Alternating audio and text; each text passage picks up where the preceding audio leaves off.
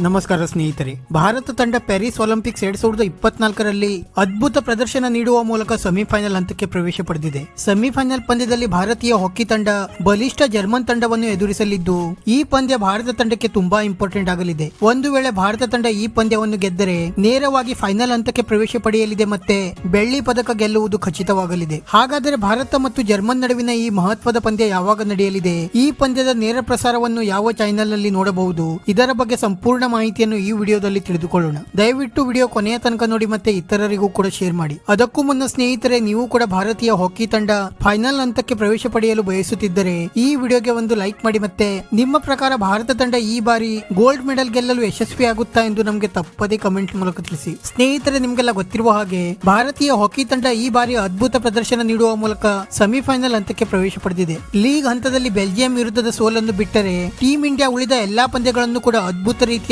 ಗೆಲುವನ್ನು ದಾಖಲಿಸಿದೆ. ಮತ್ತೆ ಆಸ್ಟ್ರೇಲಿಯಾ ತಂಡವನ್ನು 52 ವರ್ಷಗಳ ನಂತರ ಟೀಂ ಇಂಡಿಯಾ ಒಲಿಂಪಿಕ್ಸ್ ನಲ್ಲಿ ಸೋಲಿಸುವ ಮೂಲಕ ಹೊಸ ಇತಿಹಾಸವನ್ನು ನಿರ್ಮಿಸಿತ್ತು. ಆದರೆ ಈಗ ಸೆಮಿಫೈನಲ್ ಹಂತದಲ್ಲಿ ಬಲಿಷ್ಠ ಜರ್ಮನ್ ತಂಡವನ್ನು ಎದುರಿಸಲಿದ್ದು, ಈ ಪಂದ್ಯ ಇಂದು 6 ಆಗಸ್ಟ್ 2024ರಂದು ರಾತ್ರಿ 10:30ಕ್ಕೆ ಶುರುವಾಗಲಿದೆ. ಮತ್ತೆ ಈ ಪಂದ್ಯದ ನೇರ ಪ್ರಸಾರವನ್ನು ಜಿಯೋ ಸಿನಿಮಾ ಆಪ್ ನಲ್ಲಿ ಉಚಿತವಾಗಿ ವೀಕ್ಷಿಸಬಹುದಾಗಿದೆ. ಸದ್ಯ ಕೋಟ್ಯಾಂತರ ಅಭಿಮಾನಿಗಳು ಈ ಪಂದ್ಯಕ್ಕಾಗಿ ಕಾದು ಕುಳಿತಿದ್ದು, ಟೀಂ ಇಂಡಿಯಾ ಈ ಪಂದ್ಯವನ್ನು ಗೆದ್ದು ಫೈನಲ್ ಹಂತಕ್ಕೆ ಪ್ರವೇಶ ಪಡೆಯಲು ಯಶಸ್ವಿಯಾಗುತ್ತಾ ಎಂದು ಕಾದು ನೋಡಬೇಕಾಗಿದೆ.